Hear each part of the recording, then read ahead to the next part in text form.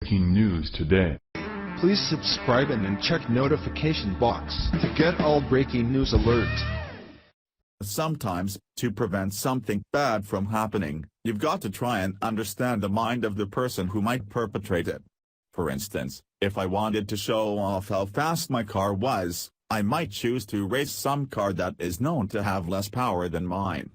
Probably not a Ferrari. If I wanted to show off my physical strength, I wouldn't choose a bodybuilder to pick a fight with. And if I wanted to shoot up a building, I wouldn't do it at a gun show. Let's take a moment to just think about the two recent shootings in Sutherland Springs and Las Vegas. Both took place where the intended victims weren't expected to be armed, and both were wildly successful on the part of the shooter.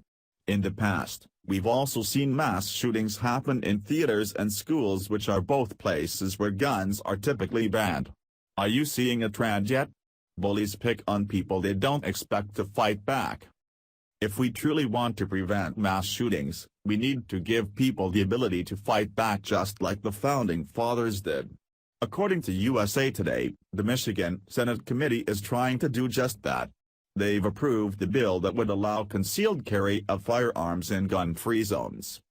In the wake of mass shootings in Las Vegas and Texas that left dozens of people dead or injured, a Michigan Senate committee approved bills Tuesday that will allow gun owners to carry concealed weapons in gun-free zones such as schools, churches, daycare centers, bars, dorms and stadiums.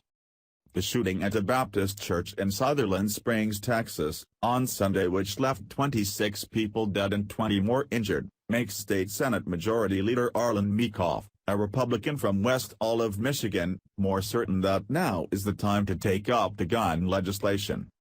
Some have said it's insensitive to bring up these issues now, but I feel quite the opposite, he told a standing room-only crowd in the Senate Government Operations Committee. The recent events will allow us to look at how we can deter those who want to do harm. And responsible, well-trained, licensed concealed pistol holders can be one of those deterrents. Obviously, most of us have not been the victim of a mass shooting, but we can guess that what those people would want is for no one else to ever have to live through that horror.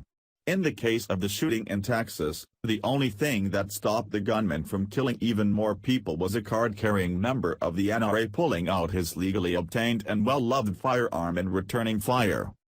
This bill isn't out of the woods yet though. While it has had surprising support, it's not without its opposition either. Some consider any firearms to be bad for business in places like schools.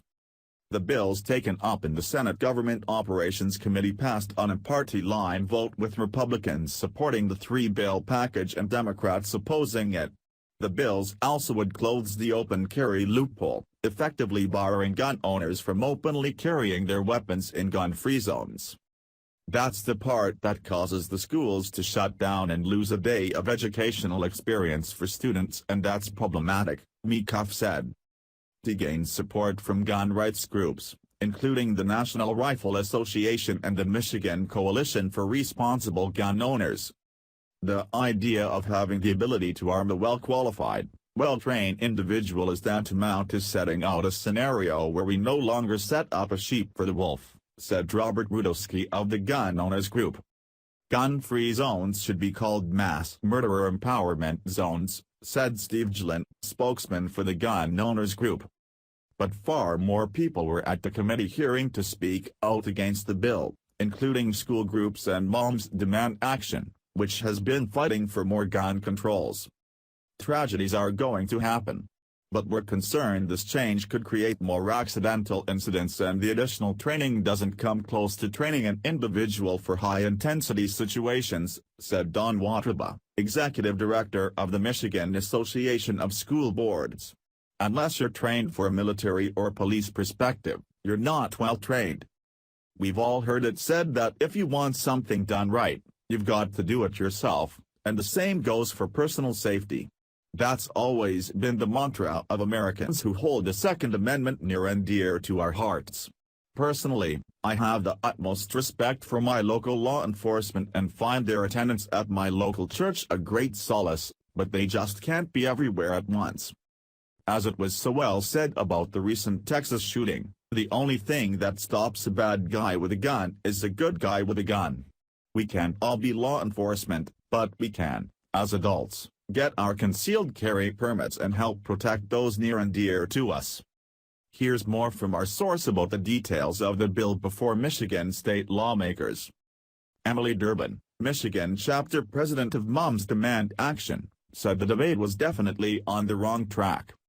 2 days after the latest shooting, we're here not having a conversation about keeping guns away from domestic abusers, increasing background checks or banning bump stocks, she said. Instead, we're urgently discussing what the gun lobby wants, and that's a desire to have more guns in more places, no questions asked. Michigan Governor Rick Snyder, a Republican, vetoed similar legislation in 2012, just 4 days after a horrific shooting in Newtown, Connecticut, when a heavily armed man muscled his way into Sandy Hook Elementary School and killed 20 first graders and 6 adults. Snyder said that bill had a fatal loophole that didn't allow for those institutions to opt out of the new legislation and prohibit weapons from their buildings. His spokeswoman, Anna Heaton, said Tuesday that Snyder hasn't seen the latest version of the concealed carry bills and hadn't taken a position on them. Meekhoff said he has talked with Snyder about the new legislation and that he's not necessarily on board with it. The new legislation would allow schools to prohibit students, both minors and adults, from carrying concealed weapons in schools. The bill also is expected to be amended on the Senate floor, perhaps as soon as Wednesday, to allow schools to prohibit employees from carrying concealed weapons in schools. The legislation also would allow private businesses, such as bars, to declare themselves gun-free zones. We're not going to preempt a private property owner's right to post for a weapon-free zone, said Meekhoff's spokeswoman, Amber McCann. The additional training for the concealed carry license would be 4 more hours of classroom sessions and more time on the gun range. Tom Lambert, president of the Michigan Open Carry Organization, opposed the bills because they would bar gun owners from openly carrying their weapons. He supports gun owners being able to carry guns however they want. It is asinine to me that we would create an uneven playing field and give mass murderers an advantage, he said. I would agree guns should not be in our schools. The problem is we can't stop somebody who is truly intent on evil. But the Michigan Education Association had a different perspective. Education and parent groups have joined us in opposing this misguided legislation because they, too, understand that the answer to gun violence is not more guns in schools. In fact, that's a recipe for disaster, Michigan Education Association President Paula Herbart said in a statement. The only people who should be allowed to carry firearms in public schools are police officers and school security personnel, period.